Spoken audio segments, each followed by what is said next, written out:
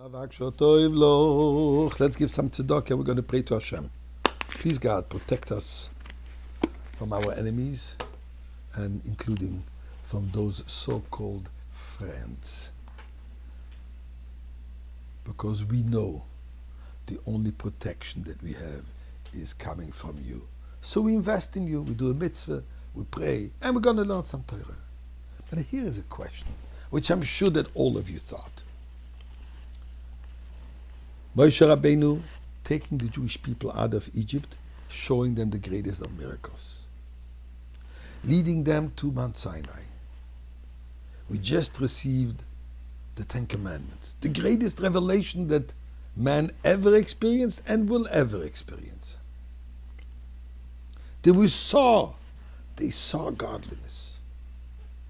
Less than 40 days later, because of a seemingly error in time, they're thinking that Moshe Rabbeinu is not coming down because he's late. Now, as a little aside, isn't being late a Jewish trait? Even to Mount Sinai we came late. So what's wrong with Moshe Rabbeinu coming a few minutes late? He said 40 days. No, who doesn't know when we say we're coming home in 5 minutes? As my kids used to ask me, how many hours do you have in a minute? So Moshe Rabbeinu is coming soon. What's this sudden precision? He is not coming down, and therefore they went and made a golden calf. What's the business with a golden calf? They're looking for a leader, somebody to replace Moshe Rabbeinu. What's wrong with Aaron HaKohen? Make elections and find another leader. Appoint another leader. There are the elders, there's the Nisim. There's so many capable individuals. A goat, a calf, a golden calf is going to replace Moshe Rabbeinu? That sounds insanity. So let's look at the words in Chumash. Pasuk says the following: Vayarom ki Moshe l'redes min ha'or. The people saw that Moshe Rabbeinu is a little late, is delayed in his coming down from the mountain. They gathered around Aaron HaKohen, and it says, please come and make for us a God. Asei lanu Elokim. What is this God going to do? Asher yelchu lefonenu. That he's going to lead us. He's going to go in front of us. He's going to show us the direction. Why? Ki zeh Moshe ha'Ish. This Moshe the man. Asher elonu meretz Mitzrayim. That has taken us out of Egypt. Lo yodanu meho yolonu. We don't know what meho yoloy. Excuse me. We don't know what happened to him. Let's try to analyze the verse a little bit, and this might shed a little bit of light on this whole story, in one way of looking at it.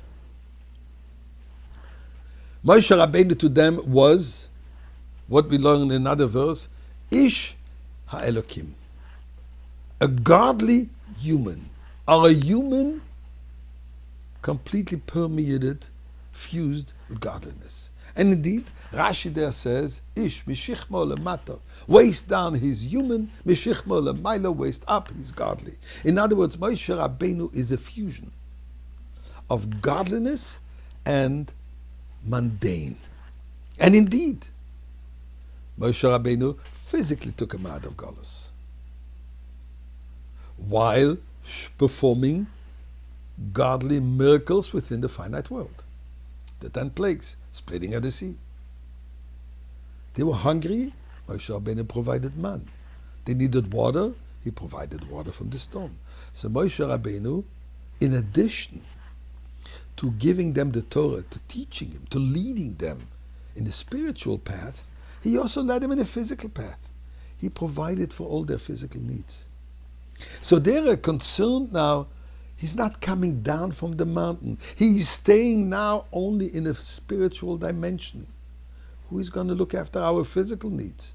And it says, Ki zeh Moshe ha'Ish, the dimension of Moshe Ish, human, we don't know what happened to that. We don't know what happened. Is he still human, or is he only going to take care of our spiritual needs? So we need someone to take care of our spiritual needs. As far as the divine needs, yeah, Aaron HaKohen will teach us Torah. They were used to, but Aaron HaKohen was already teaching them until now. There were other teachers.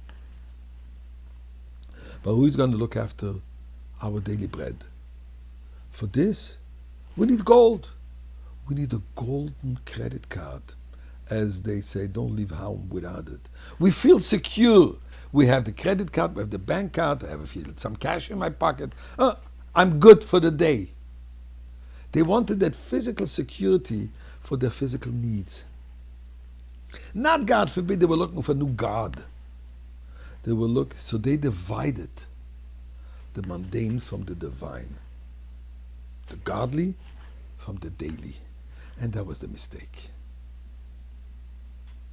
We have to realize that the mundane, our bread, our salary, our bank account, all this is depending on God. All this depends on Moshe Rabbeinu, even when we don't see him physically. And this concept of this total unison will be manifested in the Beis Hamikdash, which we'll see